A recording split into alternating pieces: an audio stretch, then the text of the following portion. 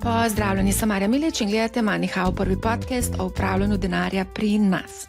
Preden gremo na današnjo epizodo, bi vas rada spomnila na 2 bootcampa, ki se bosta izvedla, in sicer bootcamp v živo, investiranje, kako sploh začeti. In sicer tukaj se bomo v bistvu ukvarjali s prvimi koraki v svet investiranja, spoznali bomo naložbeno piramido, poglobili se bomo v investiranje v obveznice, investiranje v zlato in pa konec koncev tudi poglobljeno pogledali investiranje v sklade, ki kotirajo na borzi, torej ETF, Exchange Traded Funds, in pa sklade, ki ne kotirajo. Kakšne so razlike? Sestavljali bomo skupaj portfelj investicij in na koncu seveda tudi opravili nakup oziroma skupaj poklikali, kaj moramo vse poklikati, da opravimo nakup ETF-a. Druga zadeva, ki bi jo rada izpostavila, je poletni finančni bootcamp za mlade, in sicer se bo zgodil 21. avgusta. Število je omejeno, primerna delavnica je za mlade stare od 17. do 20. leta. Mladi bodo spoznali, kako izkoristiti moč obrestnega računa. To je tisto, kar jim je bilo v bistvu podarjeno ob rojstvu. In seveda, kako lahko to v bistvu izkoristimo. Naučili se bodo investiranje, pasti potrošništva, kako aktivirati denar in seveda, kako pri 18 letih ali pa 19 sestaviti portfelj investicij, ki bo nekako deloval na dolgi rok. Predstavila bom tudi naložbe, ki so v portfelju mojega sina, 18-letnega Marka, ki ste ga tudi nekateri spoznali na dogodku MoneyHow Live. In pa seveda prišel bo tudi gost presenečenja, multimilionar, ker je pa v bistvu njihov pogled na tveganje popolnoma drugačen kot pa recimo pogled na tveganja nekoga, ki je zaposlen. Tako da to se mi zdi, da je ena taka zelo dva različna svetova in se mi zdi fino, da se to predstavi na enem takem dogodku. Zdaj, ko govorimo o tveganjih, bi vseeno v tej epizodi, ki sem jo posnela, bi rada omenila, da tvegane naložbe seveda obljubljajo visoke donose, skrivajo pa tudi ogromno pasti, in v tej epizodi se pravzaprav ne sprašujemo, ali tvegati, ampak kako tvegati premišljeno. Se pravi, zakaj nekatere visokorizične naložbe uspejo, druge propadejo, govorili konkretno bomo o naložbah v zagonska podjetja, kako se zaščititi pred izgubami, kako se staviti portfelje, kolikšne investicije so potrebne za to, da investiramo v startupe, in pa seveda to se mi zdi taka zanimiva naložba, o kateri mogoče se premalo govori. Nekateri celo pravijo, da so investicije v startupe lahko celo bolj špekulativne kot pa same investicije v kriptovalute, saj v bistvu niso likvidne in smo zaklenjeni v teh investicijah lahko tudi, 5-10 let. Pred mikrofonom MoneyHow je Gregor Rebolj, direktor in partner v družbi Silicon Gardens, ki upravlja sklade tveganega kapitala. Zdravo, Gregor. Živo, hvala za povabilo. Z veseljem. Preden bomo midva se potopila, kaj sploh skladi tveganega kapitala so, bi te rada vprašala, mogoče za začetek, da se vrneva na tvoje začetke, v tvojo zgodovino, ker bi te prosila, da pojasniš, kako se je tvoja zgodba začela, kako si zaplaval v podjetniške vode, prodal podjetje, ustvaril prvi denar, zaslužke, zato da si lahko soustanovil tudi konec koncev prvi sklad tveganega kapitala. Ja, po moje najboljš, jaz vedno vse te razne pogovore, ki so sicer bolj ekonomsko obarvani, jaz vedno poudarjam, da jaz po izobrazbi nisem ekonomist, sem v bistvu inženir računalništva in informatike. In na ta način pa začel se pravi v bistvu kot inženir, kot vodja inženirjev pozneje in potem tudi v bistvu kot podjetnik, se pravi takrat sem svojo ekipo ustanovil svoje podjetje, ki se imenovalo Klika. S Kliko smo se v bistvu zelo fokusirali na neko določeno tehnologijo, ki je mogoče takrat, ko smo se mi začeli ukvarjati, ni bilo toliko očitno, ampak pol pa zelo, ta prehod se pravi na internet in potem tudi v bistvu na mobile in na cloud. Se pravi, v bistvu tukaj smo zelo delali z različnimi startupi, z različnimi tehnološkimi podjetji, probali analizirati točno, kaj oni rabijo, in jim pol s tehnologijo pomagati, in pomagati pri product developmentu in tako naprej. In na tej poti nekje smo se srečali s Sportradarjem, ki je v bistvu bil ena od naših strank. Sportradar je zanimiv, v bistvu ponudnik športnih podatkov. Ne. In v bistvu takrat, mogoče še nismo toliko čutili, ampak se pa je že videlo, da pač v bistvu ta mobile prehod na telefone, ne, je v bistvu za Sportradar ful pomemben. Ne. In oni so v bistvu zares iskali, kje zdaj dodatno se ojačati, ne. In v bistvu smo pol mi videli, da smo pač tak idealen fit, tako da smo dobili pol ponudbo, da se mi združimo na nivoju pač podjetja, da enostavno združimo obe dve podjetji, temu se reče share swap, ne. In v bistvu pač dobimo tudi en sedež od 5 na bordu in skupaj potem vodimo pač to podjetje naprej, ki je bilo takrat še relativno majhno, ne, če to pogledamo. Tam 2010 smo se začeli prvič v bistvu z njimi delati. Ne. In potem čez čas, ne, se pravi, tam je bilo potem že mal moj prehod tudi na investicijsko stran, ne, se pravi, v bistvu že praktično manj kot en mesec po temu, ko smo mi closali našo transakcijo, sem bil že povabljen v M&A ekipo, kjer smo pač v bistvu potem gledali neke druge firme, ki bi jih lahko kupili, ne. In v bistvu bil pol tudi del tega M&A, tako da tukaj je bilo pač, ko bi rekel, Sportradar je tam 30 do 50 podjetij na leto pogledal, ali je pač smiselno v bistvu ali v njih investirati, da so v bistvu samo kot stranke, jih mogoče kupiti, ne. Zdaj, za res investicij se je pol zgodilo mogoče tako ena na leto, ne, recimo, ne, ampak vseeno je bilo kar veliko, mislim, mene bo pač nekaj novega in zelo zanimivega, ne, tako da v bistvu takrat sem se pol prvič srečal z investiranjem, paralelno, ne, smo pa v bistvu tudi, se pravi, to so pa že neki začetki Silicon Gardensa, ne, ki so bili mogoče, ne vem, tam 2008 je Zemanta prepeljala nazaj iz Londona ta moramo nekaj narediti za community, moramo v bistvu mogoče najdeti nek način, nek prostor, kjer v bistvu si lahko mi podjetniki delimo svoje izkušnje, ne, in tako je nastal Silicon Gardens, ne, ki je v bistvu bil takrat še v Kiberpipi od spodaj, tako imam zelo lepe spomine na tisti čas,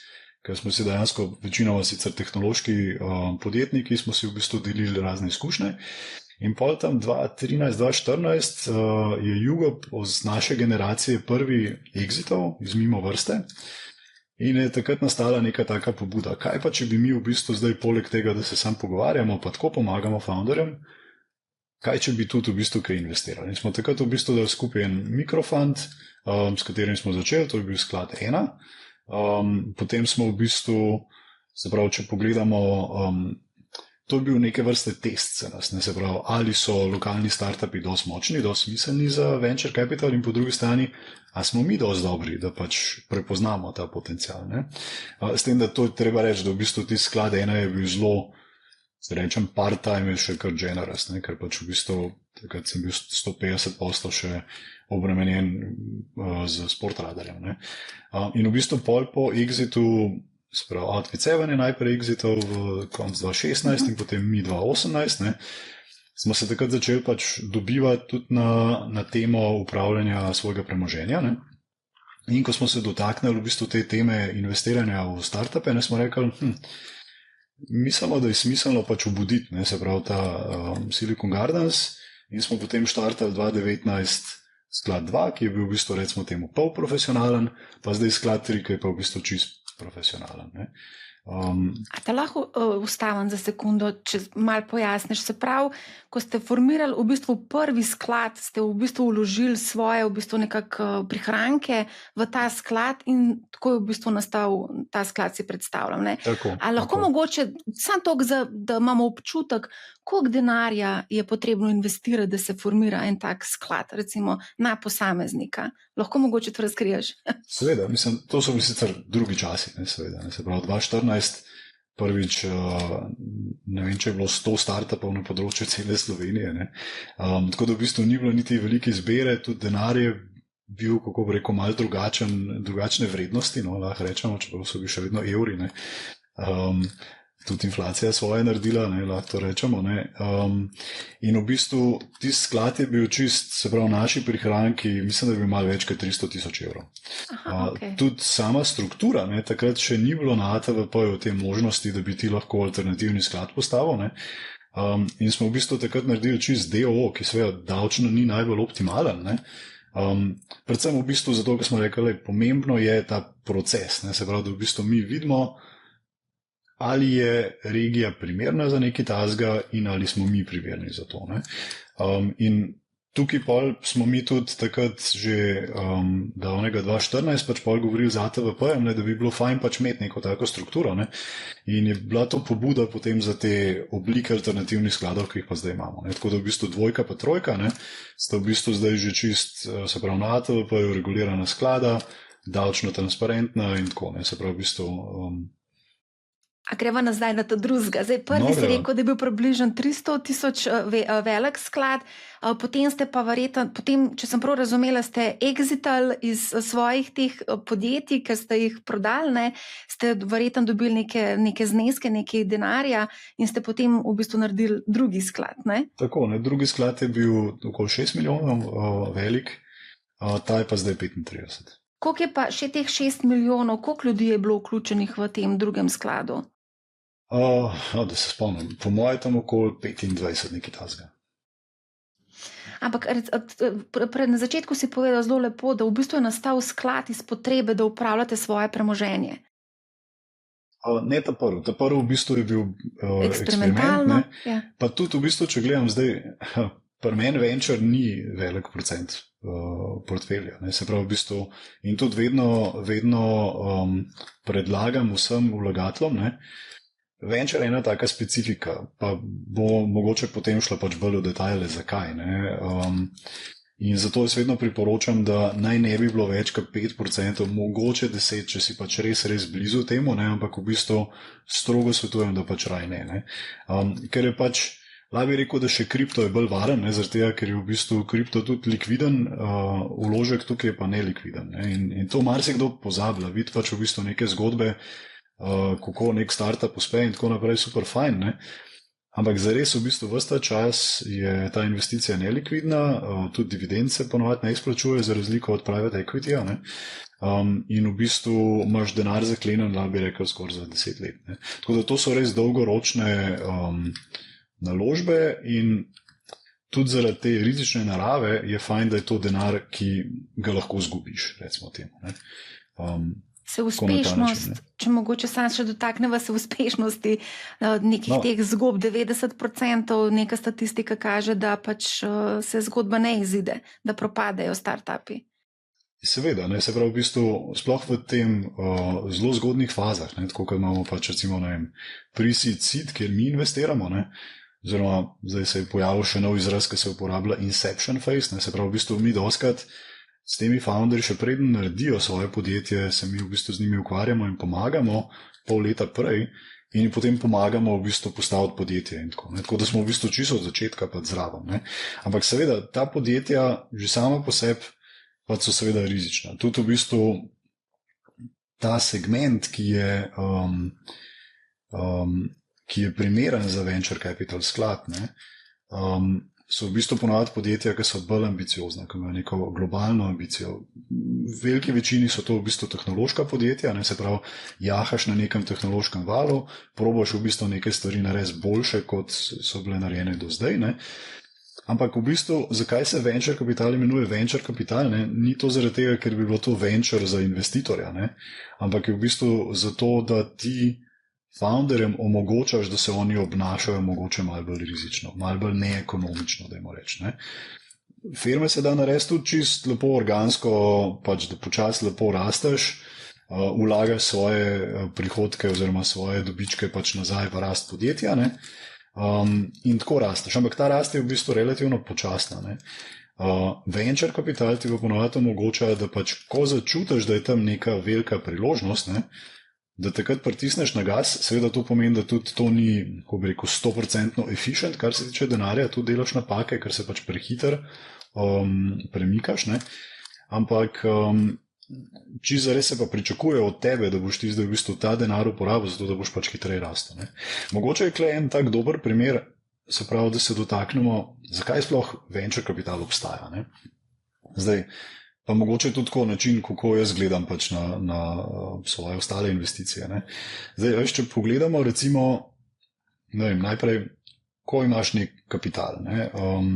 Jaz recimo mogoče ga upravljam na ta način, da je bolj, se pravi, v tem se reče wealth preservation, ne, se pravi v bistvu ni namen, da bi jaz zdaj pač povečeval kapital, ker ga imam dost, ampak v bistvu, da ga upravljam na ta način, da je pač seveda, recimo, bolj konzervativen, varen način, da pač v bistvu ohranja svojo vrednost. Zakaj? Ne? Zato, ker v bistvu pač obstaja ena stvar, ki se imenuje inflacija. Če pogledamo zadnjih 10 let, mislim, da je tam okoli 3,2%, da je bil v eurozonu, ne? In to je zdaj average vsak let, ne? Imeli smo tudi 9% vmes, ne? Tam po koroni, ne? Ampak v bistvu zares, če pogledamo average, je to 3,2%. Ne? In zdaj pa ta obrestni račun, ki ga marsikdo je za njega mogoče preveč abstrakten, pa jaz vedno predlagam odpri spreadsheet, pa sam potegn, pa vidiš v bistvu, kaj dobiš nazaj, ne? Je, da ti po 10 letih, ne, če samo inflacijo pogledaš, ne, dobiš tam 1,3 kratnik. Ne. Se pravi, v bistvu, če pogledamo v smislu investiranja, ne, če sem jaz investiral nekam, ne, pa mi pa zdaj nima veze kaj, so to delnice, nepremičnine, karkoli, ne, pričakujem, da bo vsaj premagal inflacijo, ne, kar pomeni, da čez 10 let, da bo vsaj 1,3 kratnik. Ne. Pa če se malo premaknemo, pač tako se pravi, še vedno tako ne toliko rizične, ampak recimo nepremičnine. Ne? Pa v bistvu najboljš tak približek, ker se vedno pogledam, ne gledam toliko te lokalne zadeve, ne? Ampak v bistvu bolj te rate, te pač real estate sklade. Ne? V bistvu je zanimiv pač tam nek average donos zadnjih 10 let je bil 7%. Ne? Če tako gledamo IRR. In to že pride tam na 1,82, tam nekje, ne, zdaj približan. Ne.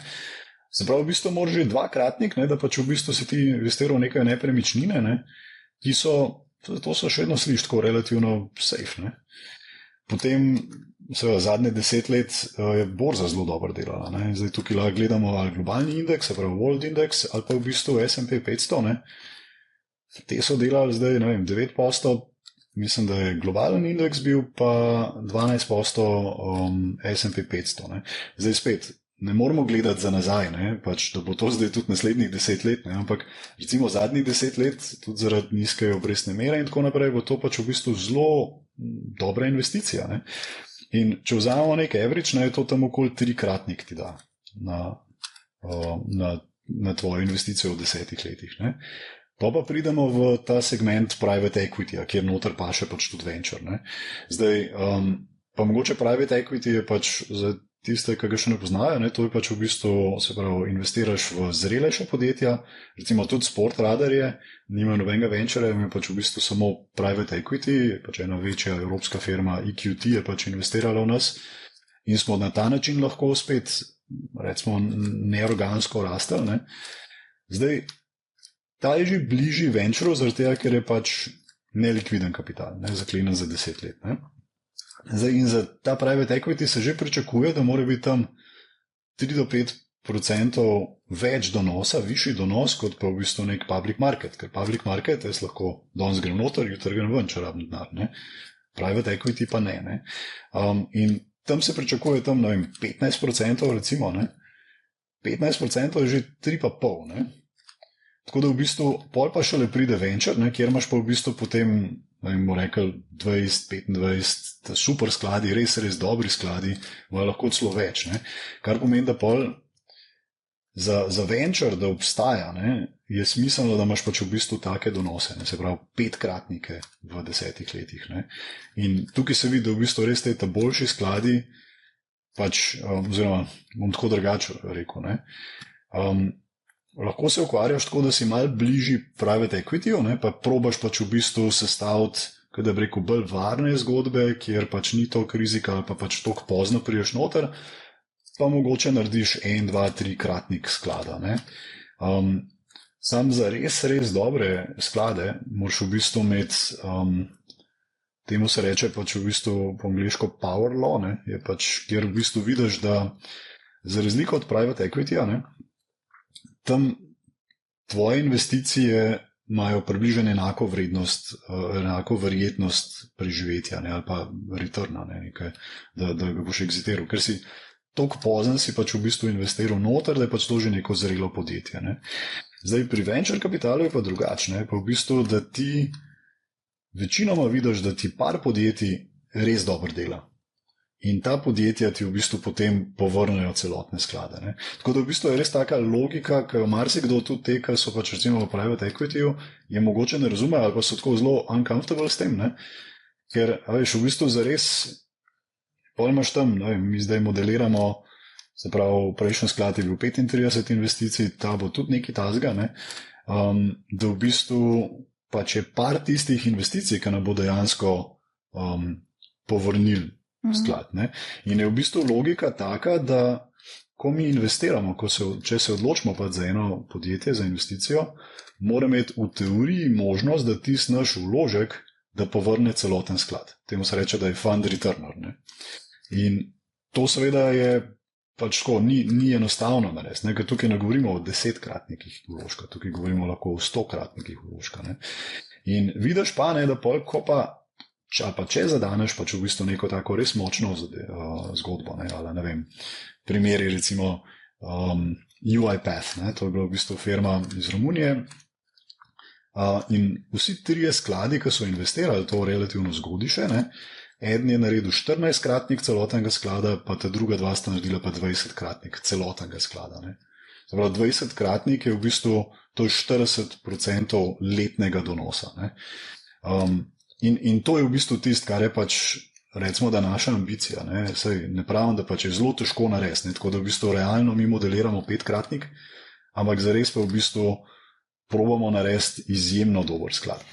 A te lahko vprašam, zdaj si omenjal, koliko recimo teh naložb imaš v košarici, ker sklad je pravzaprav košarica različnih podjetij, na startupov, koliko jih imate v košarici? Ja, zdaj začel recimo prvi sklad, ki je bil seveda pač tak ekstra majhen, je imel 10 investicij in tam se živi v bistvu ta Powerlaw. Se pravi, investirali smo recimo v Flaviar.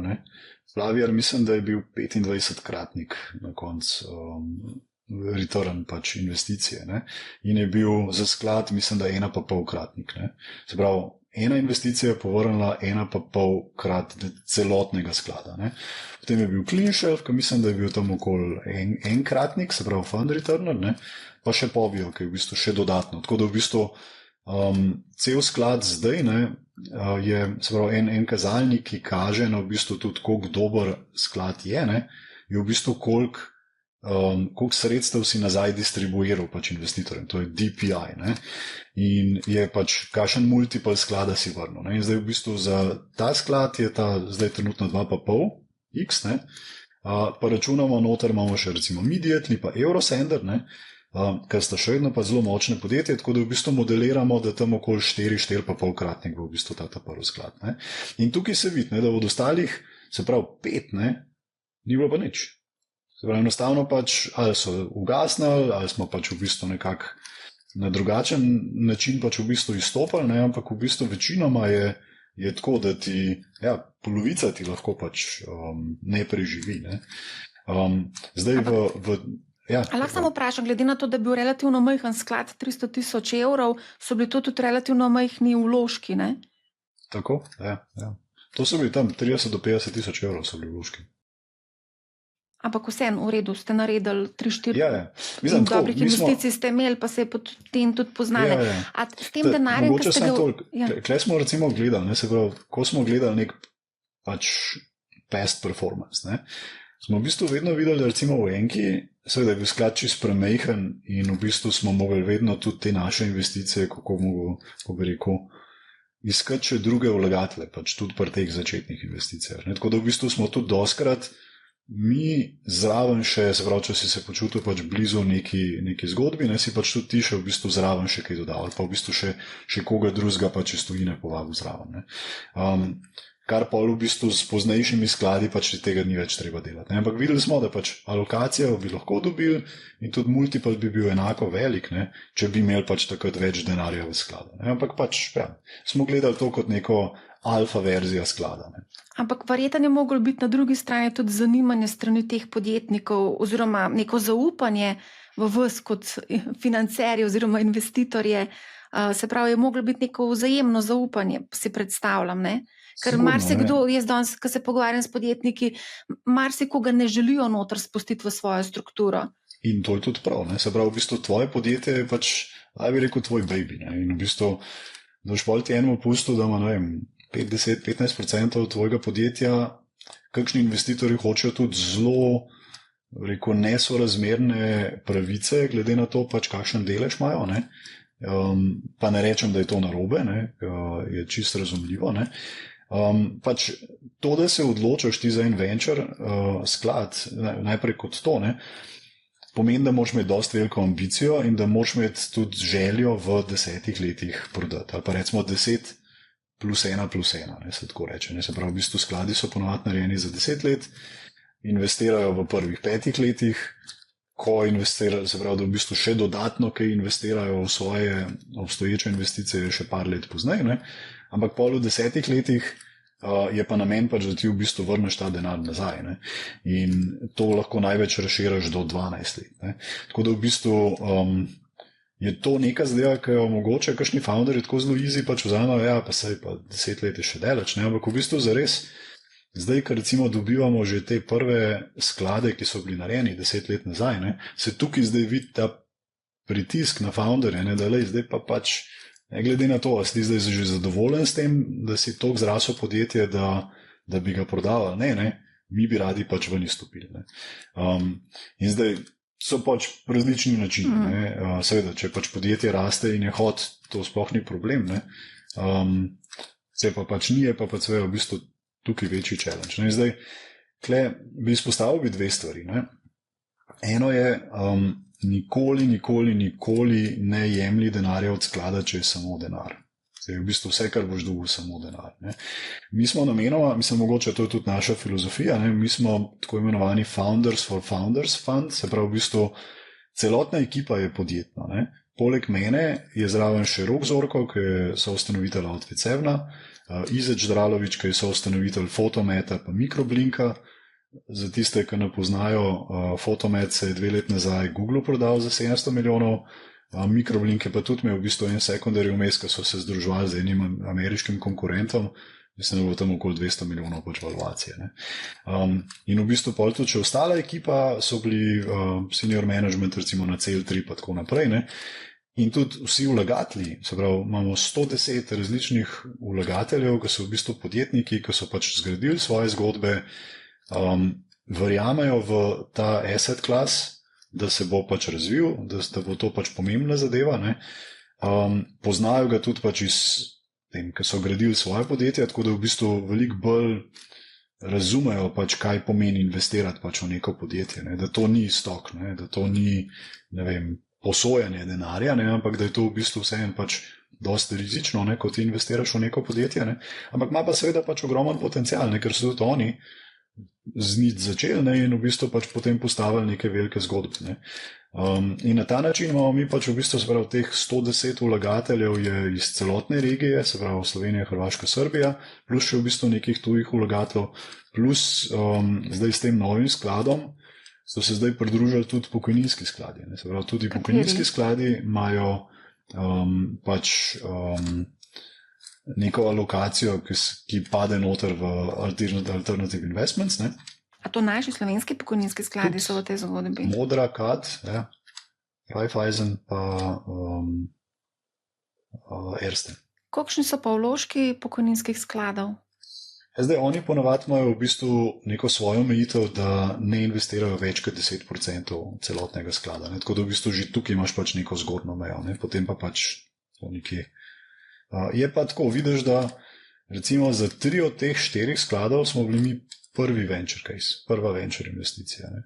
Ker so zelo, mislim, vse je prav, ne, pač to so vse en pokojnine, ne, pač se v bistvu zelo pazljivo ukvarjajo, ne, in s tem. Ne, in tudi gledajo, kar je pomemben, pač ko izbiraš en venture sklad, je track record, ne, se pravi v bistvu, ali je ekipa v prejšnji skladi že pokazala pač v bistvu neke, ne samo zmožnost investiranja, ker denar od sebe je pač zelo enostaven, ne. Tudi follow-on investicije so lahko nek pokazatelj, ampak zares v bistvu še sploh ne. Smo videli tudi kakšne primere, ki so pač, ne vem, lahko super rastali, ampak v bistvu na koncu se svet spremenil in pač jim ni uspel. Ne.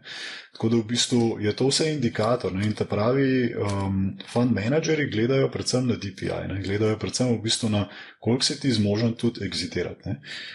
Pa seveda deal flow je pomemben in tako naprej. Ne. In pri nas, zdaj to, kar si rekla, ne, da pač ali te nekdo spusti zraven, pa se mi zdi, da to je v bistvu zelo pravilno rečen, ne? Ker pač v bistvu marsikdo reče, jaz bom kar investiral. Ne, ti moraš dobiti alokacijo, ti moraš priti zraven. Ne? Sploh pri boljših founderjih, ne, pač v bistvu moraš enostavno imeti neko razmerje, morate poznati, mora razumeti, kaj bo dobil od tebe, ne, da te v bistvu sprejme zraven. Ne. Tako da je to tudi nekaj, kar pač v bistvu vsi ti vlagatelji pač gledajo. Ne. In je pač bi rekel, da pač v bistvu zdaj z nami malo eksperimentirajo, pa vidijo v bistvu, kaj ta venture asset class sploh je. Ne. Ker za njih je alternativa, mislim, kot alternativa meaning kot alternativne vlaganja, ne, v neke alternativne asset klase, so private equity pa predvsem neka infrastruktura in tako naprej. Sprav zelo varne naložbe. Ne. In ta venture je pa pač v bistvu neki, kar pač vsaj pri nas, mislim, vse tudi v celi Evropi še ni toliko razširjeno, da bi pač v bistvu investirali. Čeprav v Ameriki vidiš pa, da je tega precej več, ne, ko v bistvu tudi endowmenti, se pravi, v bistvu to so interni skladi univerz, investirajo nazaj. Ne. Zakaj? Zato, ker točno vejo, ne, tudi oni so dobili ta denar od donacij nekoga, ki je študiral tam, ki je naredil svoje podjetje in potem pač doniral univerzi. Ne. In univerza potem v bistvu lahko pač to vrača. In oni zelo dobro poznajo ta asset class in ga imajo zelo, zelo radi. Ne. Od nas pa seveda moramo tudi v bistvu pokazati, še čutim neko tako odgovornost, ne, da mi moramo zdaj pač pokazati, da se to res da, ko bi rekel, večji donos narediti kot pa en tudi private equity. Ne.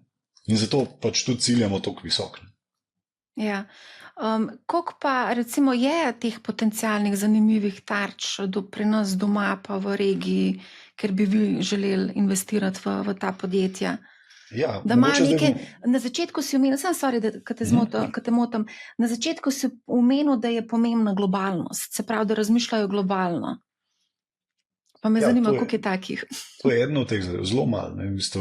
Nažalost pač bi si želel, da jih je več. Ne. Mogoče ena stvar, ki bi poudaril, ne. Zdaj mi, za razliko od kakšnih drugih skladov, ker smo privaten kapital, nimamo nobenih omejitev. Ne.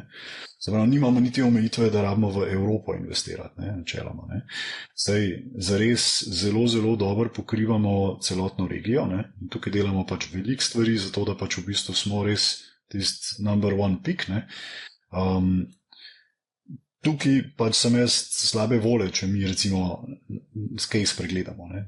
Tukaj pričakujemo v bistvu res, da poznamo vsak startup, da pač v bistvu res vsak startup pozna nas. Ne. In zdaj delamo pač recimo to, da že zadnjih 10 let pač objavljamo en report, ki se imenuje State of Adria Tech Report, kjer v bistvu gledamo vse transakcije iz celotne, recimo temu ex-juge, ne, in v bistvu gledamo, kako se pač te trgi razvijajo. Ne. Se pravi, kakšen potencial investicij sploh v bistvu pač ena država ima. Ne. In drugo seveda, kar je tudi pomembno, ne, koliko exitov pač v bistvu se je zgodilo. Ne. A se lahko samo ustava pri teh investicijah v naše regionalne startupe? Te investicije, v bistvu jih ni veliko, zelo malo se jih zgodi. Jaz sem tudi delala to analizo, sem naredila magnete regije Adria in ko gledaš te zneske, so včasih res mizerno nizki, jih to, da jih lahko umestimo med top 30. Te ta večji, kot so, ne vem, Rimac in Infobip, ne, te so bili pa, ki so tudi največ dobili teh investicij različnih investitorjev. Ne. Ampak načeloma, ko gledamo statistike, podatke, je pa to niso velike investicije. No? Tako, ja, mislim, zdaj, kje nam zmanjka sape, ne, da v bistvu pre-seed, seed še nekako dobijo te firme, ne, ampak pol Series A, prehod na Series A je pa dosti slab. Ne. Zdaj, eno, kar je treba poudariti, je, da če gledamo zdaj celotno regijo, ne, pa to so recimo številke, ki smo jih predstavili na letošnjem podiumu, ne, je, da je Hrvaška, zapravo tako je bilo nekako, ne, 21-22 so bila tista rekordna leta, ne, za vse države. Ne.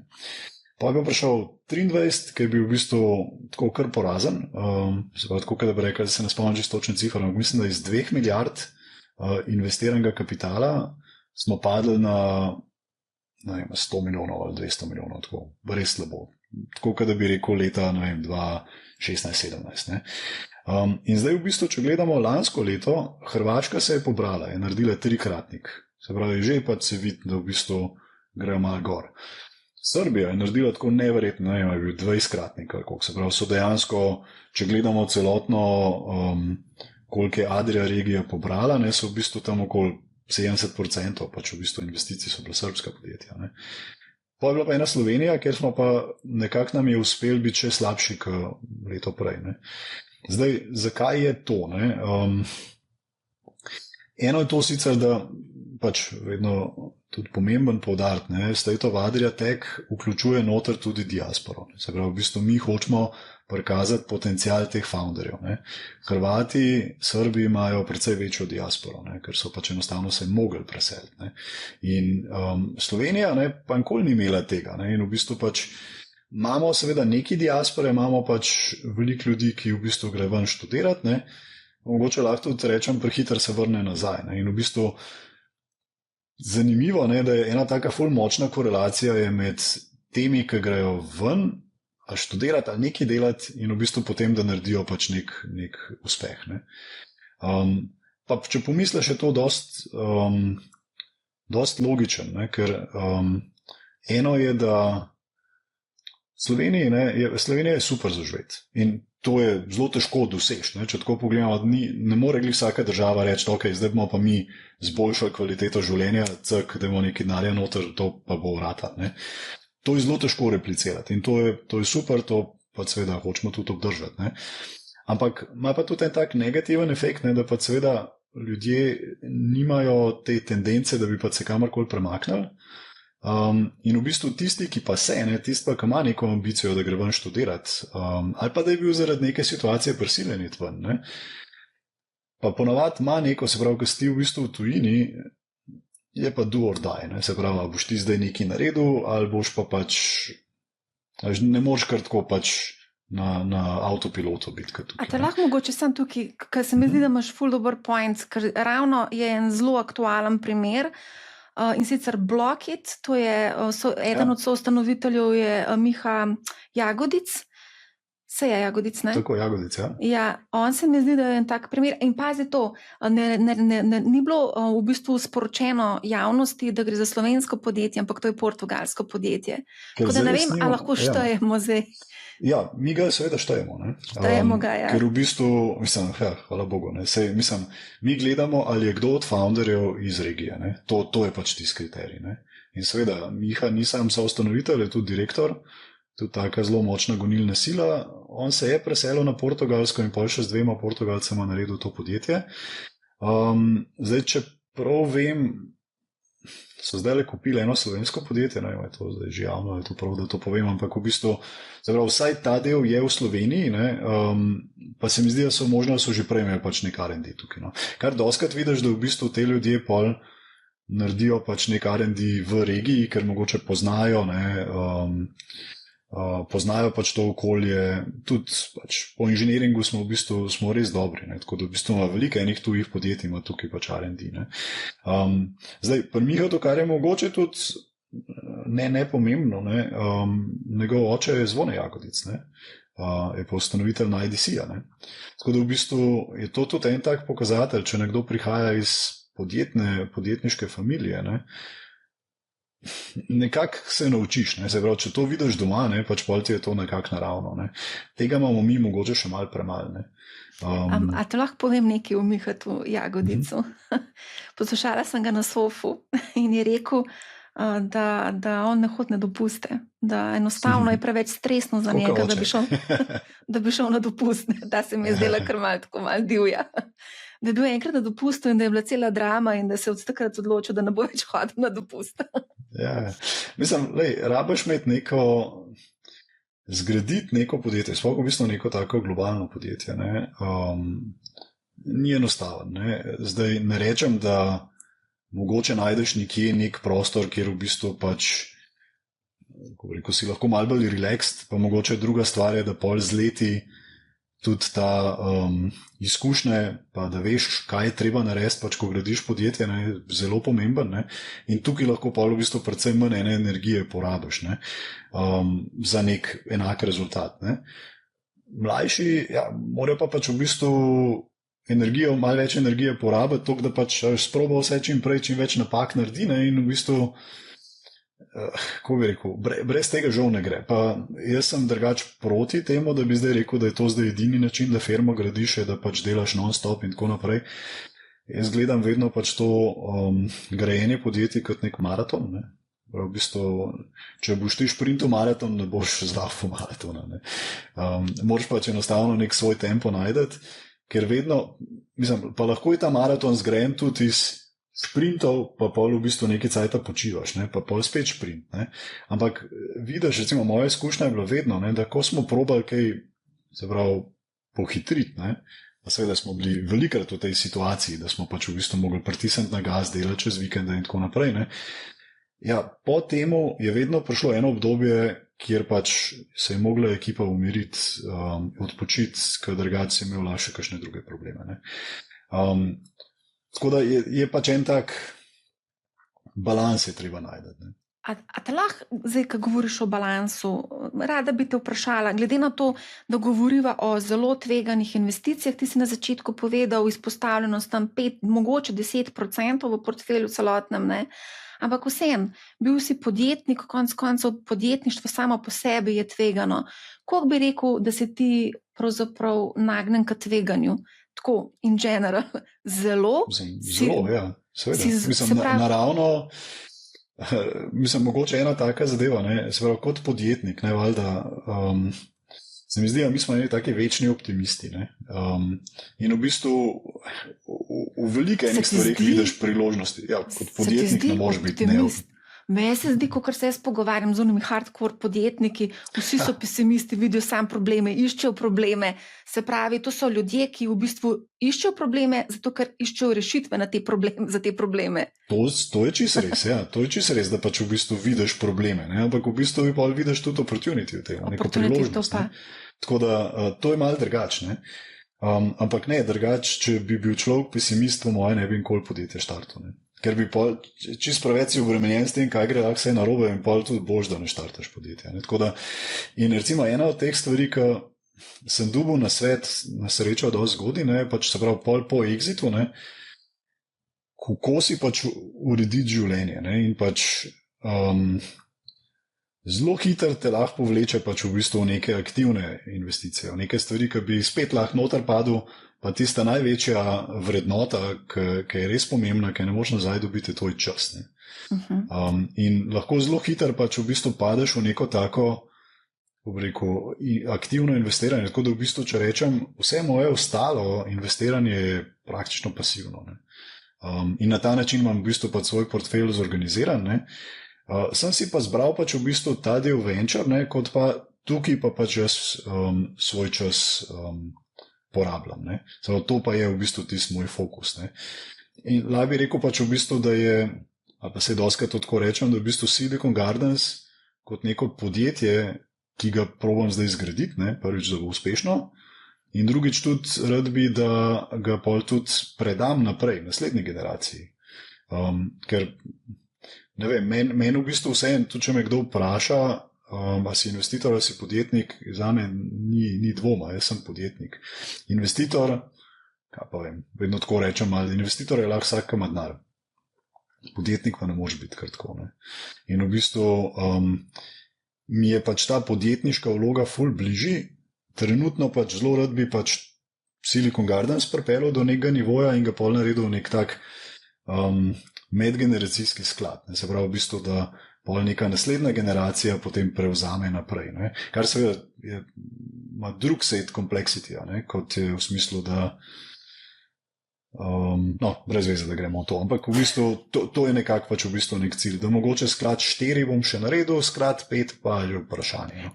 Ker tudi ni namen mojega dela zdaj, da ne vem, da bi živel od management fee ali pa da bi, ne vem, pač enostavno je to novo podjetje, ki ga pač gradim. Ne? Pa čeprav je v bistvu veliko skladov, kjer upravljalci gledajo samo management fee in pač ok, to je zdaj opportunity, da lahko tukaj rezam nekaj denarja in pol 10 let od tega živim in to je to. Jaz, če ne bo sklad nadpovprečen, smo failali in pač, bi jaz rekel, zgubili cajt. Ne? Pa v bistvu nič si izgubljen čas, vse, kar pač investiraš svoj čas, verjetno, zato če se ne rezultira v nekih presežkih, še zmer gre za neko znanje, izkušnje, ki ti lahko omogoče korist potem, ko boš naredil novo podjetje. Cilje si moraš visoko postaviti, ker če jih ne, pa jih ne boš nikoli zadev. Ne? Tako da v bistvu je to vedno neka taka logika, da... A veš, zdaj, ko govoriš o tem času, jaz sem res ful razmišljala o času, v kaj ga v bistvu investiramo. In je zelo pomembno, glede na to, da smo res omejeno časa na zemlji in naš čas je omejen in vsaka sekunda, ki mine, je šlamem. In je ful pomembno, v kaj investiraš svoj čas.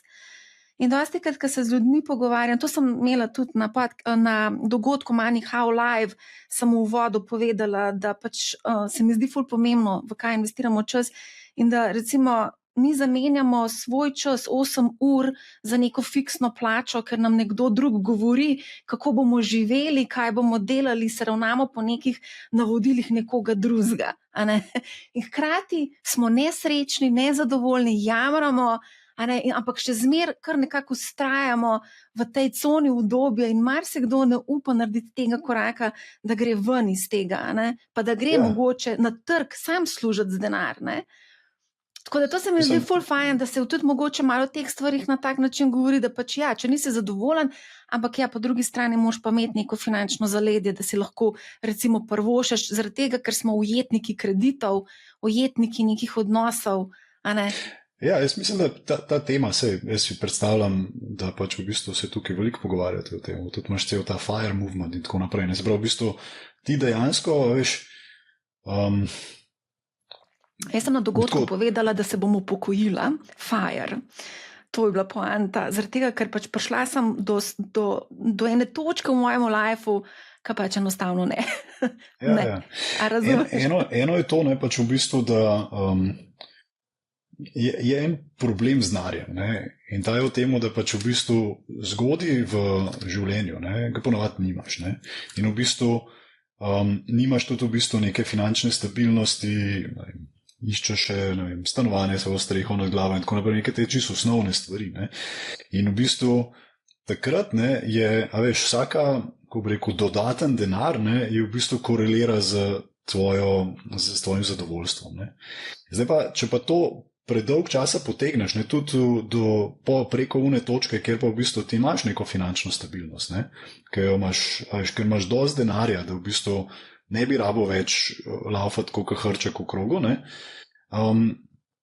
Takrat pa v bistvu pač ta korelacija zgine. Če ti nisi zadovoljen s svojim življenjem, pa boš imel 10-krat, 100-krat več denarja, pa tudi tako ne boš zadovoljen. Tudi z ne vem koliko denarja. In je hecam pač v bistvu vidiš, jaz gledam pač v bistvu ta bogatstvo pač tako čez prizmo parih lajerjev. Se pravi, eno je definitivno pač, en je denar, da tega pač v bistvu najprej odkljukamo. Ampak potem je pa čas, se pravi v bistvu to, kar nikoli ne boš dobiti več nazaj, zdravje, in pa seveda tudi v bistvu pač telesna pripravljenost in tako naprej. Jaz bi vse enkrat, pri 90, mogoče celo pri 100 smučil, bomo videli, kaj bo moderna medicina naredila do takrat. Ampak v bistvu pač ti moraš zdaj na sebi delati, zato da boš pol še vedno zdrav. Pa ena stvar, ki je meni... To je compounding, to je obrestno-obrestni. Ja, točno to. Stres, izgorelost, vse se nam compounda, kilogrami, kilogram na kilogram, a razumeš, vse v life je compounding. Pozitivno obrneš, da compounding je tudi vsaka ura, ki jo preživiš s trenerjem ali pa v bistvu, ki igraš nek šport ali pa karkoli, to je tudi compounding. In če vidiš pač recimo, ko sem jaz začel z osebnim trenerjem, pač vidim, da zdaj pač določene stvari, ki jih dvignem, to je pa zdaj čisto easy. Ampak, ne pa takoj ta prvi teden. In tudi, a se mi da, a uživam. Ja, ne vem, jaz nisem tak človek, da bi zdaj glih užival v džimu, v športu ja, ampak tam v džimu pa ne, ampak v bistvu vem, da je pač to neka investicija, ki jo moraš pač skozi delati. Podobno, kot kjerkoli drug compounding. Ne? In gledam ga bolj tako kot pozitivnega. Ne? Pa še ena dimenzija, no, da mogoče zaključim to temo, ne? Je pa v bistvu ta učenje. Ne? Meni je to ful blizu, jaz sem že od nekdaj pač v bistvu tako zelo radoveden človek na srečo, ne? In v bistvu to nekako ima pol nek naraven nagon, da pač mi je blizu učiti se stvari, ne? Blizu spoznavati nove stvari. Ne? In v bistvu, vsaj meni se zdi, da je to tudi tako en tak pomemben element tega bogatstva. Ne? In zares ne, sem si naredil v bistvu svoje podjetje okoli tega, ne? Da pač enostavno jaz se moram zdaj učiti. Ne? Se pravi, če pride nekaj AI, moram jaz razumeti, kako ta AI vpliva na kaj vse za ene stvari, kakšne najnovejše stvari pridajo s tem in tako naprej. Ne? In je, a veš, tudi ful dober, ne bom rekel izgovor, ne? Ampak v bistvu, ne vem, jaz ne bi zdržal pač tam pod palmo pa pač takole pa čakati, ker enostavno pač v bistvu mi možgani ne pstijo. Ne? Tudi tok delč v bistvu je šlo ta Curiosity, ne? Da pač sem v bistvu tudi svoj family office sem poimenoval Curiosity Ventures. Ker se mi zdi, da v bistvu ta radovednost je neko gonilo vse inovacije. Ne?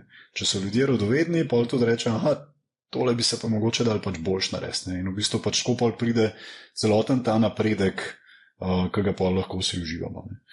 In se mi zdi, da ta učenje, ne, tudi se dosti pogovarjam, ne? Ker vidiš pač v bistvu ljudi, ki so enak stari kot ti, ampak imajo možgane ful manj plastične, ali pa nekako, veš, v bistvu, ja, pa ta AI, to zdaj neki prišlo novotarija,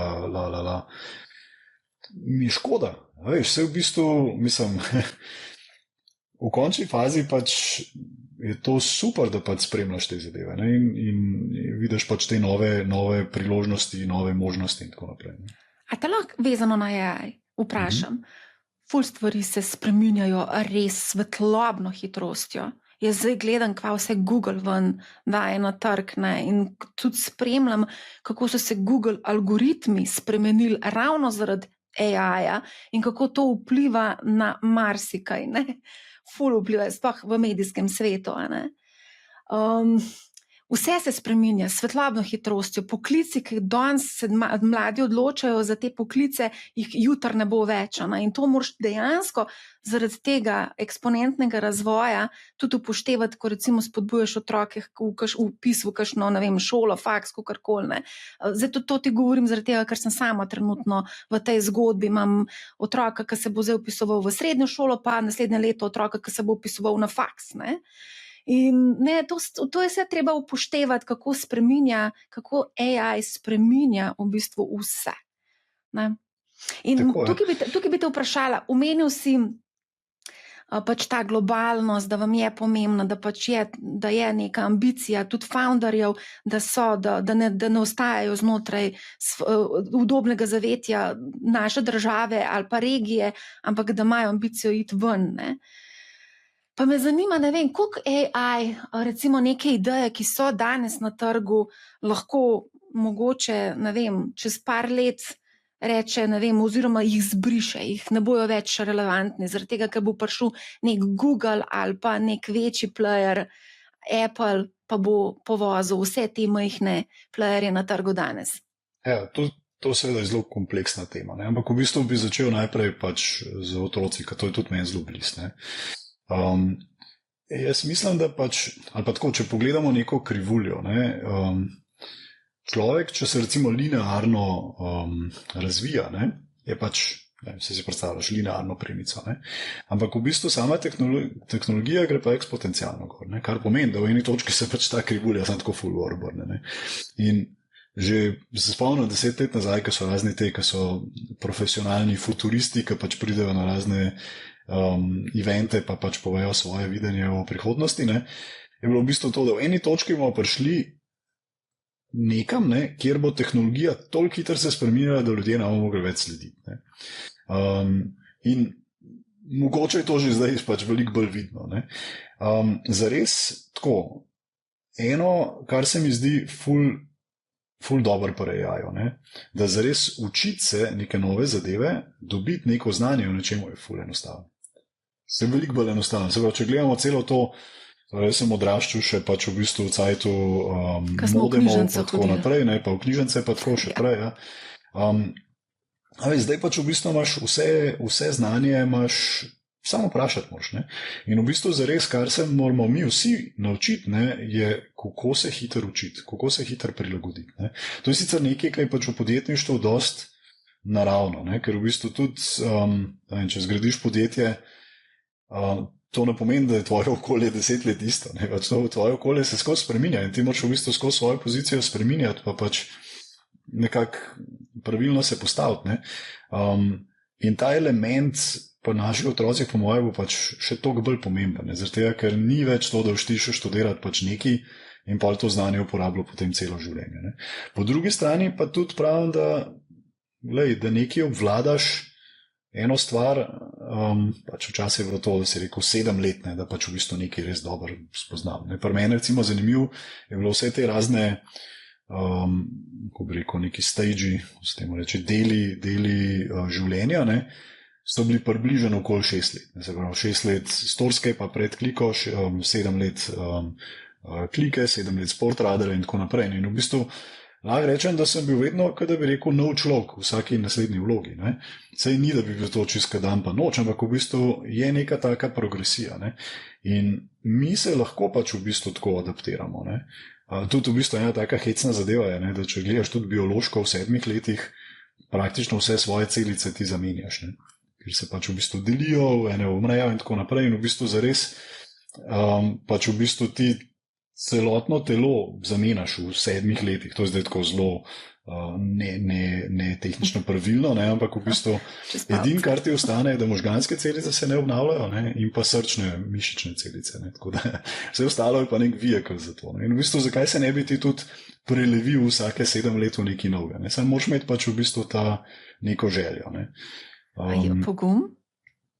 Pogum, ja, seveda. Mislim, jaz mogoče temu celo rečem, okay, pogum siguran je zraven, ampak en od takih zanimivih lastnosti enih uspešnih founderjev je to, da so lačni. To, da v bistvu so res lačni uspeha. Ne? Zdaj pa mogoče, ko si omenila pač, se pravi, AI, pa pač kaj so v bistvu pač ta vpliv velikanov pa tako naprej, ne? Seveda pač to je treba skozi paziti, ker se te stvari spreminjajo. Ne? Na srečo vsaj zaenkrat zgleda, da pač te large language modeli, pa foundational modeli, da so zamenljivi. Se pravi, da v bistvu drugmu, da si sledijo, da ni pač tista ena firma, ki bi bila 10krat boljša od vseh ostalih in bi imela nek pricing power, da pač zaklene trg, tako kot je imel Google, recimo, ne, ko so pač začeli s svojim searchem. Ne. To je ful dobro. Ne. Kar pomeni, ne, da v bistvu seveda je kar nekaj vrednosti v temu, pa pač v bistvu infrastrukturi dol, kjer imaš pač data centre, čipe in tako naprej, proizvodno energije, vse te stvari, ki so povezani s tem, to bomo rabili. Ne.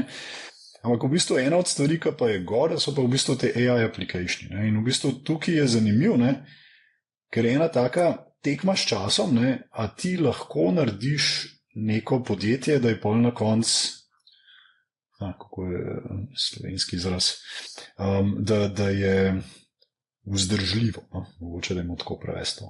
A pa da bo preživelo test časa, mogoče? Ja, tako je, ker v bistvu čas pa se zdaj ful hitro res premika. Ne? Recimo toliko hitro, da recimo ena od investicij, ki imamo zdaj iz tretjega sklada, se imenuje Bible Chat. Oni so v 12 mesecih so šli iz praktično nič revenue na 15 milijonov ARR-ja. In zdaj le naslednji kvartal 2 so na 20 milijonov ARR-ja, se pravi, ARR je annual recurring revenue, ne? To pomeni, to so subscriptioni, se pravi, v bistvu to je nek ponovljiv prihodek, ne? Ki ga vzameš pač v bistvu tiste zadnji mesec, pa ga pomnoži z 12. Ne? Ampak taka rast je neverjetna. A to je debata, o čem je to debata? To je v bistvu, se pravi, če poenostavljeno rečem, ti se lahko pogovarjaš z Biblijo, ne? Ali pa v bistvu s temi materiali. Zares v bistvu, kar je, se pravi, v bistvu, sama ta prva ideja, ne, je bilo v bistvu glih toliko trivialna, ne? Ampak v bistvu že takrat, ko smo se pač pogovarjali s founderji, ne, so že oni razumeli, da to je taka zelo, rekel, minljiva, oziroma zelo hiter pač lahko nekdo drug pač nekaj tazga istega naredi. Ne? Ampak so šli pol, so vedeli točno, da pač morajo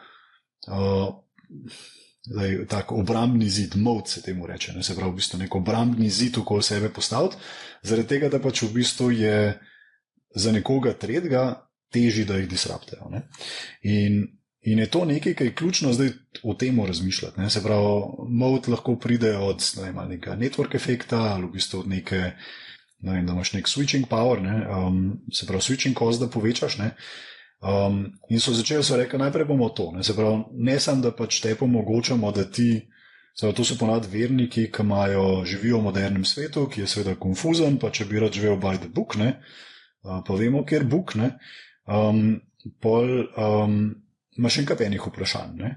Zdaj, normalno, včasih si šel pač do župnika, pa si se mogoče pogovoril, ne? Zdaj pa to pač se je malo spremenilo, ne? In v bistvu je veliko lažje se tudi, sam izpovedati, ampak ja, zares pač vse svoje tudi skrivnosti pa te stvari, ki razmišljati, se pač pogovarjati z LLM-om. Ne? In zdaj, kakorkoli je mogoče to komu slišati butast, ne? LLM-i, AI, mislim, poleg tega, da v bistvu je veliko stvari, ki jih ne delajo dobro. Ne? Ampak v bistvu, kjer pa so dobri, je pa v bistvu to sintetiziranje informacije iz skupa informacij. Ali pa v bistvu ta pogovor voditi, ne, je tukaj neverjeten. Ne? In druga stvar je dajanje nekega tega sočutja, ne? Ali pa kako bi rekel, compassion. Ne? Se pravi, da v bistvu imaš ti, delali so blind teste, ker si imel ti na drugi strani AI za sogovornika ali pa človeka, ne? In so tako, by far so se ljudje odločali, da pa so več compassion dobili, več sočutja dobili s pogovorom z AI-jem. Ker so tudi fokus dobil, tudi v bistvu ni bilo nekega, ti imaš ta problem, ja, veš, jaz sem imel pa ta problem, pol ti kar nekaj začneš govoriti o svojem problemu, ne veš, da bi se unil prijatelj po svetu, pa se pogovarjal o njegovem problemu. Ne? Tega AI nima. Ne? In v bistvu zares je pol zanimivo videti te testimonije pač teh ljudi, ne? Koliko jim to res pomaga. Ne? In se pravi, ta prvi korak je bil ta, se pravi, kako povečati switching cost, kako v bistvu oni lahko neke informacije shranijo pač v tej aplikaciji, ne, da v bistvu je potem težje iti na nekaj drugega. Ne. In tretja stvar, kar je bil pa skozi nek holy grail, je pa v bistvu ta social network narediti. In tukaj pa vidiš, da so pa zdaj s temi novimi featurji, se pravi, kjer imajo načine, kako ti lahko moleš skupaj, ne, v skupini, te, ki imajo pač neke podobne probleme, ne, tukaj pa so zdaj že te zametki social networka. Ne, in tle res ta firma, ne, seveda je taka raketa, rečemo, ne, raketa lahko dobro zleti, gre zelo visok, lahko pa eksplodira. Ne. Je pač tak zelo hiter se premika. Ne. V letu pa pol, mislim, da je zdaj že 4. transakcija, ne, ki so jo oni naredili. Ne. To hiter rastejo. Ne. Mislim, da tudi nov papež je prispeval k aktualnosti. Tudi res. Verjetno. Ja. No, ampak to je recimo ena taka zgodba, ne, kjer vidiš, da pač svet se lahko malo hitreje premika, kot pač včasih. Ne. In ni edina. Ne. Recimo zdaj smo tudi investirali v en srbsko-hrvaški startup, recimo temu tako, ne, kjer v bistvu s pomočjo AI-ja so oni zmožni ful hitreje se premakati. V bistvu en sam founder je v pol leta prišel iz nič na 100k MRR, kar je približno 1,2 milijona ARR. Ne? Sam, praktično sam. Ne? In pa zdaj se jim je pridružil pač en co-founder in zdaj so pač rezali, da bojo pač naprej zrasli in da pač nekako zgradijo nek tak obrambni zid, ne? Da pač najdejo nek način. Ne? In tukaj pa v bistvu malo poziv v bistvu vsem tem ostalim podjetnikom, ne, da se veliko hitreje graditi zdaj. Ne. In to je tudi ena taka pomembna stvar, ki rečem, da pač jo mi kot sklad dajemo. Ne. Zdaj, moja babica je imela pač en tak rek, je rekla, povej mi, s kom se družiš in povem ti, kdo si. Ne. Zdaj, če tako pogledamo, ne, zares je pač v bistvu s tistimi, ki ti se družiš, tudi vrednote so verjetno zelo podobne, tudi neki cilji in tako naprej. In če se ti družiš z nekimi ljudmi, ki niso ambiciozni, zelo verjetno boš tudi ti pač tam, tudi če si začel ambiciozen, boš rato neambiciozen. Ne? In tukaj v Sloveniji imamo pač, recimo, je kar velik problem okoli tega. Ne? Kar pa probamo skladom narediti, pa da probamo več teh ambicioznih ljudi skupaj, da nek tak mikrokozem narediti znotraj tega, ne? Da se ti ni treba glih v, ne vem, Silicon Valley predstaviti, da boš tam dihal to ambicioznost, ampak da v bistvu te mi, a veš, prvič, mi kot ekipa, vsi investitorji in v bistvu pač potem ves ta portfelj, ne? Da diha z njimi, da pa si v bistvu v nekem takem bolj zaprtem, bolj ambicioznem ekosistemu, ne? ki ti lahko ful poveča tvoje verjetnosti. Ker spet, če ni tvoj network tak, svet je v bistvu, pa če gledam tudi moje poslovno življenje, polno enih teh pivot točk, ne? Se pravi v bistvu, kjer pač sem se odločil tako ali pa tako, ne? Pa so te ta večje lahko, no, ustanovitev firme, launchanje nekega produkta, take stvari, ne? Ampak lahko pa tudi bil sem na nekem dogodku, sem nekoga spoznal in od njega neki sprejel neko znanje, ki sem ga potem uporabil, ne? Ali pa da te je nekdo predstavil nekomu, ne? To so v bistvu enih takih točk, ker če bi delal recimo v Sportradarju smo uporabljali recimo pač Monte Carlo metodo, ne? Se pravi v bistvu, ko ti simuliraš vse te možne outcome, se pravi vse te različne pivotal točke, ne? Bi pol videl, da tist, ki ima boljšo mrežo, ne, ima ful večjo verjetnost uspeha, kot pa nekdo, ki je nima. Ne. In to je tist, ki pač vedno poudarjam, ne, da venture ne bi smel biti samo denar, ampak v bistvu vedno ti zraven pač mora pripeljati tudi še v bistvu marsikaj drugega. Mrežo tvojo, povezave, ne, znanje, ambicije nalezeš in tako naprej. Ne. Tudi v bistvu naše povezave z drugimi skladi potem naprej. Tako, ne. Jaz se s tem strinjam, tudi konec koncev MoneyHow je narejen na ta način. Mi buildamo community. Tudi konec koncev imamo na Discordu naš Bible chat, če lahko temu tako rečem. Sicer ni Bible, ampak je malo drugačen chat. Ne? Ampak ja, zelo veliko zanimivih stvari si povedal. Ampak če lahko še malo ostaneva pri teh language models, ker se mi zdi zelo zanimivo, tudi ko se pogovarjam z ljudmi, kako dojemajo te language modele. Ravno tašča mi je razlagala, kako ona imenuje ChatGPT pametnjakovič, zaradi tega, ker ona kakršenkoli problem ima, ne, gre na ChatGPT. Rabam recept za ne vem karkoli, gre na ChatGPT. Se pravi, v bistvu se spreminja tudi googlanje, ni več googlanje, ampak ChatGPT-anje. A pa recimo ena kolegica mi razlaga, da v bistvu, ko ima neke zdravstvene težave, gre na ChatGPT se posvetovati, kaj potencialno bi lahko bilo narobe z njo. Tako da ful hitro se spreminjajo stvari. Kaj bi mogoče raje predlagal Google, no, ker se mi zdi, da je vseeno večja firma, pa malo bolj pazljivo se premikajo in oni imajo v bistvu prav za medical, imajo v bistvu prav svoj pač AI model. Ne. OpenAI se mi zdi pa, da se v bistvu tako mogoče tako Elon Musk DNA ali pa v bistvu se tudi od Altmana, ne, pač gremo mi sem ruši naprej. Ampak per medical pač advice, se pravi v bistvu teh nasvetih, thanks. Je v bistvu treba biti ful pazljiv, no. Sej letujejo pač modeli boljši pa tako naprej, ampak v bistvu vseeno je treba, če veš, kako stvar dela, no, je kar scary, no, pač v bistvu da bi zdaj nek medical advice pač na to, zato ker lahko vzame pač iz nekega Reddita, ki je tam pač nek conspiracy theory o ne vem čemu in bo točno to pobral, ne, plus vsakeč, ki ga vprašaš, je lahko rekel nek met kocke po nekem večdimenzionalnem prostoru, tako da v bistvu je tudi vprašanje, kaj boš dobil ven, ne. Sam pač tako, lahko da bojo enkrat pač modeli toliko dobri, ne, da pač lahko to človek uporablja, ampak tja gremo, ne, se pravi, računam, da bo imel AI največ impacta na educational, pa na medical delu. Ampak sicer mislim to bolj tam, se pravi, razvoj zdravil, razvoj same znanosti in tako naprej. A me lahko, zdaj, ko si omenil education, pa prej si omenil, da je Google prevzel oziroma kupil Photomath. Photomath imate pa tudi vso ustanovitla v vaši ekipi.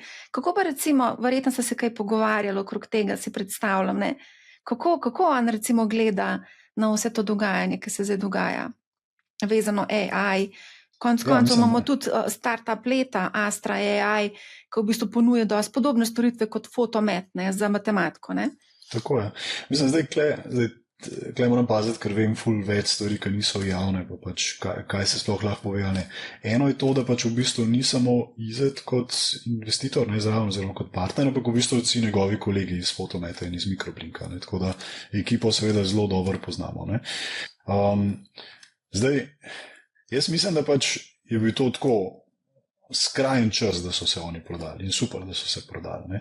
Ker pol leta pozneje, ne, si v bistvu, pa ne bom rekel, da je enako, ampak zelo dober približek si lahko kar s ChatGPT-jem naredil. Ne. Ful lepo so zrasli, ampak zares v bistvu se mi zdi, da zakaj Google to kupuje, predvsem zaradi inženirjev. Ne. Tam v tem podjetju so zgradili res dobro ekipo in to je tisto, kaj je Google kupil. Ne.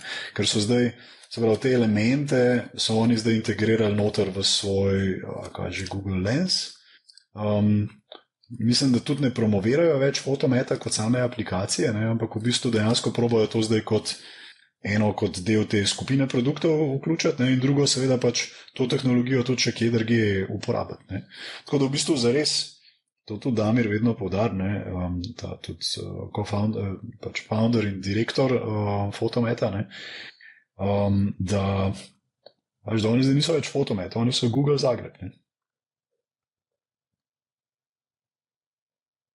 Zdaj, ko pa gledamo v bistvu tudi Astro ali pa te, tukaj jaz vidim velike enih priložnosti, ne? Sploh ker kdo pa je tvoj competition zdaj trenutno, ne?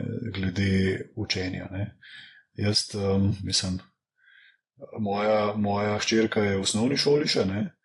Ampak ko gledam v bistvu po eni strani tiste učbenike in po drugi strani, kako bi lahko bila ta vsebina ful bolj zanimiva, pa tudi ful bolj normalno razložena, ne? To je kot dan pa noč. Ne? Pa, razumem, da pač v bistvu v učbeniki je bilo kar nekaj dela treba, da so tukaj pač avtori, ki so v bistvu vložili kar nekaj pač energije in, v to, ne? Za po moje predvsem manj denarja, kakor bi bilo to zares vredno. Ne? Ampak zares v bistvu zdaj, kar ti LLM-i ponujajo, ne? Čez ta pogovor, lahko s tem rečem, da zoom inaš, zoom outaš. Se pravi, v bistvu zdaj je šola narejena tako, da je pač kar nek tekoči trak, ljudje pač postavimo svoje otroke noter in v bistvu zdaj oni morajo pač slediti, ceplet. Ne? Zdaj, če se zgodi, ne, da mogoče tvoj otrok za pol leta zboli, pa pač ni v šoli, ne? Bo v bistvu nek del bo zamudil, ne? Pa pride v isto skupino, ne? Ful težko bo nadoknadil ta manko in tudi učitelj sam nima toliko prostora, da bi pač v bistvu se tudi njemu prilagodil. Ne? Pa kle imamo zdaj tudi variacije. Eni so bolj nadarjeni ali pa bolj jim leži to ali pa kukorkoli. Mogoče nadarjenost ni glih najboljš za omeniti, ker jaz mislim, da so pač vsi ljudje zelo sposobni, eni se pač mogoče čez leta prepričajo, da ne vem, matematika ni za njih ali pa kaj tasga. In pač v bistvu se začnejo bati nekih določenih stvari, ne? Kar je pač ful škoda. In to se ti zgodi, če pač nekdo začne od zadaj ceplati. Ne? In to je pa sam gap sem večji. LLM, ne, pa spet, lahko ti pač v bistvu se prilagodiš temu. Ne? Če rečeš, ok, zdaj tole neka snov, ne razumem. Ok, dajmo malo odzumirati ven, ne? Pa malo naširš, ne, pač to razložiti. Ne? Ok, zdaj pa razumem, zdaj grem pa lahko nazaj noter. Ne? A veš, to so neke stvari, ki pač knjige, mislim, znanje pač smo zdaj pisali v nekem linearnem redu, tako kot si avtor zamislil, ampak zares naši možgani drugače funkcionirajo. Tudi imamo drugačne izkušnje, veš, v bistvu, in je mogoče za vsakega boljš na mal drugačen način pač mu to predstaviti. Ne? Pomembno je pa samo to, da imaš ti, kako bi rekel, neko razumevanje tega. Ne? In se mi zdi, da kle spet LLM-i so ful dobri v tem. Recimo, ne vem, en primer, sem mu enkrat rekel, da naj pač naredi za 5-letnika ali za koliko pač razlago o pač v bistvu fotosintezi, ne? Pač prav. In je ful lepo povedal, rekel, a veš, da ima narava tudi svoje sončne celice, ne? Je tako začel, ne? In pol gre pač v bistvu naprej noter. Ne? A veš, to učitelj, ta dobri mogoče, da pač se spomnejo kaj tasga, pa pač lahko zadevo približajo. Ne? Ampak zares imamo pa z LLM-om to možnost, ne, da nekaj, kar je bilo dolg časa samo mogoče nekemu sloju ljudi dostopno, se pravi, da imaš privatnega tutorja, ne, če si ga rabo, ga ima zdaj lahko vsak. Ne? In Astra recimo gre v to smer, ne, ali pa tudi drugi. Ne? Zdaj, ko si rekel, razloži mi, kaj je fotosinteza. Jaz mislim, da najbolj ključna stvar pri AI oziroma teh language modelih je to, kako formuliraš vprašanje. In to bo kar pomembno. Tudi z vidika Tako. same energetske potratnosti, večkrat postaviš vprašanje, več energije pokuraš dobesedno. In definitivno implementacija AI oziroma vseh teh rešitev v šolski sistem, po moje, je to zelo dobrodošlo. Čeprav videla sem, da že obstajajo neki interaktivni učbeniki, tudi to sem videla v praksi, mislim, zanimivo, no? Ampak definitivno se mi zdi, da je tukaj še ful prostora za izboljšave na področju educationa. Tukaj se edin bojim, ne, da pač v bistvu se pravi, kaj je lahko nevarno za AI, je pač, da se zgodi nek tak Napster moment. Ne. Se pravi, ne, če se spomniš pač Napsterja, ne, v bistvu oni so bili prvi music sharing service, kjer so bila muzika zastonj, ne, in tako naprej, seveda uporabnikom je bilo to super pa všeč, ne. Ampak pol so se pa te, ki imajo pač pravice do te glasbe, ne, so se pač uprli, ne, in oziroma tožili jih, ne, in so mogli zapreti, ne. Zdaj, klej pač en tak, kako bi rekel, jaz sem klej malo split, ne, po en stran je sigurno pač to je delo nekoga, sploh, ko gremo pač v bistvu neka literarna dela pa tako naprej. Pri samem znanju, sploh kakšna matematika, naravoslovje pa tako naprej, to mi ne more noben, tudi če je avtor, ne vem, učbenika za biologijo, mi ne more reči, da je on avtor tega, ne. In je pa res, ne, da v bistvu to znanje je prišlo iz vseh učbenikov, iz celega sveta, tudi iz nemščine, japonščine, kakorkoli, in to, kar dobiš ven, ne, je pač v bistvu nek konglomerat tega, ne. Kako zdaj alocirati pač to znanje, who knows, vem sam, da pač zares je to dobro za človeštvo, pa drugo, zelo bi bil nesrečen, če pač v bistvu je samo par podjetij, ki profitira od tega, ne. Zato so mi pač všeč v bistvu te bolj open source modeli ali pa te bolj, da dejansko vprašanje sicer, če se bo to zgodilo, ampak da ima vsak v bistvu tudi pri sebi doma, ne, eno škatlico, kjer je pač gor en LLM, kjer v bistvu imaš vsa ta znanja in je prosto dostopno, da je pač znanje prosto dostopno in pač je v lasti celega človeštva, ne. Je pa res, da sve, če imaš pač ti cloud storitev, je pa to bolj convenient, ne, ampak to je že pa druga tema, ne. Sam zelo si pač želim, da pač enostavno tle gledamo bolj, kaj je dobro za naše otroke, ne, pa za vse, veš, pač v bistvu, da pač je enostavno znanje toliko bolj dostopno, ne. Definitivno mora biti znanje dostopno. To je v So bistvu pač pozitivne strani, ja. commodity, ne. Mogoče za zaključek, zdaj sva kar malo odplavala v druge sfere, pa bi te še vprašala, če kaj spremljaš mogoče te AI stocks, AI delnice, kakšne se ti zdijo zanimive za investiranje, mogoče kakšen ETF, ki ti je zanimiv, da greva malo ven iz tega. Pa mogoče mora tudi še kaj povedati tako v skladu konkretno o investicijah, se pravi velikosti investicij in tako naprej, ne, ker sva malo zašla zdaj na to AI. Čisto sva zašla, ja. Zdaj, jaz na začetku sem sicer mogoče malo več imel tega stock pickinga, pač to je mogoče tudi ta podjetniški del, ne. Plus takrat sem imel še enega wealth managerja iz Londona, ki mi je pač tako svetoval, pač v bistvu sestavil nek portfelj, ki je bil tako bolj razpršen. Zdaj, čez leta sem pa v bistvu prešel bolj na to, da pač imam enostavno pač par ETF-ov in v bistvu pač par delnic, ki so mi blizu, ne. In ja, valjda so to bolj te tehnološke, ne, se pravi Nvidia, Google, Amazon, Microsoft in tako naprej, ne. Tako da v bistvu zares ne delam stock pickinga, ker pač, ne vem, raj svoj čas porabljam nekje drugje, čeprav vem, da pač ti pikaš podjetja, ti delaš startup pike.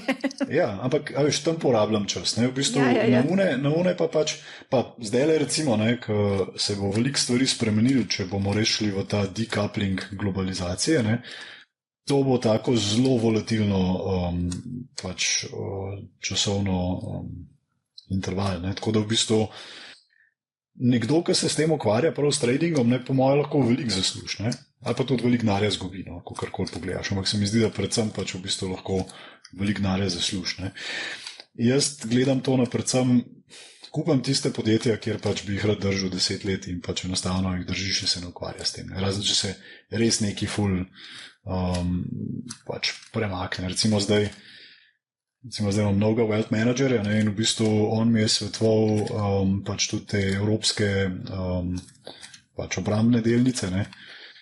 Pa sem se ful upiral še na začetku, ne, seveda Rheinmetall je šel 3-kratnik gor, pol od takrat, ki mi je on to predlagal, ne. Ampak zdaj pa sem vseeno pač v bistvu gledal, ok, pač geopolitično vseeno je nažalost pač orožje tudi rabimo, ne, Evropa se mora pač tudi tukaj ojačati, ne, pa podjetja tukaj se morajo ojačati in tako da imamo v bistvu tudi recimo neke ETF-e, ki so pač na tem področju. No. Ampak načeloma probam zelo tako tak nezanimiv portfelj imeti. No. Zdaj pa mogoče, da se vrnemo malo k skladu, ne, ki v bistvu so kar deviirala od te teme. Ne. Zdaj, eno, kar ponovadi kdo vpraša, ne, kakšni so tiketi v sklad, ne. Se pravi, kakšni so pač te investicije. Ne. Zdaj, s tem skladom, ne, 35 milijonskim, so v bistvu tako nekje, bi rekel, se pravi, te, ki so posamezniki, so od milijona, ampak so pa lahko tudi dol do 50 tisoč. Zdaj, mi smo recimo temu skoraj najviše regulirana faza na ATVP-ju, tudi zaradi pokojninskih skladov, ne, in v bistvu zaradi tega je ta najnižji tiket lahko 50 tisoč evrov, kar pomeni, ne, ker sklad v bistvu, ko bi rekel, ti se zavežeš pač, da boš vložil, ampak potem pač dejansko ti te zaveze upokličeš. Ne. In zdaj, ker imamo mi preveč investicij, pa preveč investitorjev na drugi strani, ne, nočemo zdaj to delati za vsako investicijo posebej. Ne, tako da v bistvu smo poenostavili in enostavno 20% vsako leto pač upokličamo noter, tako da imajo tudi vlagatelji zelo predvidljiv, nek tak, lahko zelo planirajo. Ne. Kar je recimo nekaj, kar tudi mene na drugi strani pač, ne bom rekel, da frustrira, ampak vedno, ko pač investiraš v nek sklad, ne, imaš nek commitment, ne, in v bistvu ta denar moraš imeti nekako rezerviran, ne, vsaj tako na ta način, da ga lahko hitro likvidiraš tam, kjer pač si investiran, in v bistvu potem pač izpolniš svojo obvezo. Ne.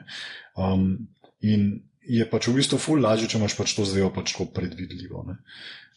In zdaj... Se pravi, da še to pojasnim, zdaj mogoče marsikdo ne ve, kaj pomeni upoklicati. Se pravi, če ti daš 50 jurjev, oziroma se zavežeš, da boš dal 50 tisočakov, pa če imaš 20% na letni ravni upoklica, to pomeni kaj, 10 tisoč evrov vsako leto. Tako, ja. Lahko zelo planiraš. Ne? In v bistvu, zdaj mogoče samo omeniti, ne, zdaj ti z average investicije tam bolj okoli 250 do pol milijona, ne. Imamo pa pač en tak del, ki je v bistvu rezerviran za te neke podjetnike, ki še niso mogoče exitirali svojih firm, ampak v bistvu so jih že zgradili, dobro delajo in bi se radi malo spoznali s tem investiranjem. Ne. Zares, jaz sem tudi začel pač ko angelsko investirati na začetku, ne. To je kar random. Ne. Ti imaš med res po eni strani velik ali pa dober deal flow, ne. Po drugi strani tudi ti moraš videti toliko in toliko teh priložnosti za to, da veš, da recimo oblikuješ pač ta občutek. Ne? In ni šans, da ga narediš, razen mogoče pač v neki svoji industriji, s tem, ki vidiš mogoče, ne vem, 10 delov na mesec. Ne? To jaz še zdaj rečem, da pač v bistvu in jaz in cela ekipa se pač učimo sprot, kaj pomeni, kaj je lahko dobra investicija in kaj ne. Ne? Je lahko samo en del, je pač v bistvu ekipa, pa market, pa tako naprej. Kar večina ljudi pozabi, ne, je pač, da v bistvu tisto, kar je najbolj pomembno in bi mogel biti najbolj pomemben, je pač v bistvu, da že takrat na začetku imaš vsaj neko približno idejo, kako se bo ta firma prodala.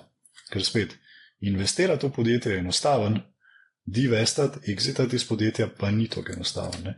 Če se malo navežem na State of Adria Tech Report, ne, tam tudi trekamo exite in se pogledamo zdaj za nazaj, ne, to je od ranga, ne vem, 50 exitov, ki se je zgodilo v celi regiji. Ne. Kakšna je zdaj verjetnost, da bo glih tvoj startup, ki ste investiral pač exitov. Ne. In zato je tudi bolj neka taka način, kako delaš pač to na bolj varen način, je pač, da enostavno imaš večji portfelj. Ne.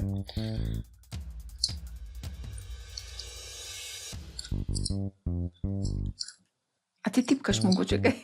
Ja, ne, sorry, imam eno... A se sliši? Ja, sem slišala. Jaz sem mislila, da tipkaš zraven. Sem te hotela vprašati, če si ti odličen v multitaskanju, ker večina moških namreč ni.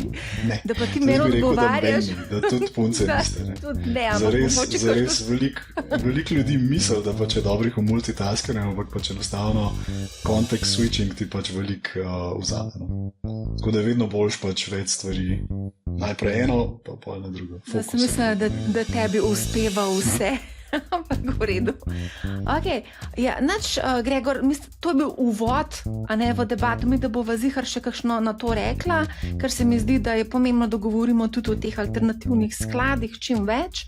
Tudi mislim, da je kar nekaj zanimanja strani naših poslušalcev za to vrstne tematike, tako da ful ti hvala, da si vzel čas, pa tudi to, da si v bistvu predstavil svojo zgodbo, svojo izkušnjo na tak iskren način, tako da ti iskrena hvala. No? Hvala tudi tebi za povabilo, je vedno zabavno.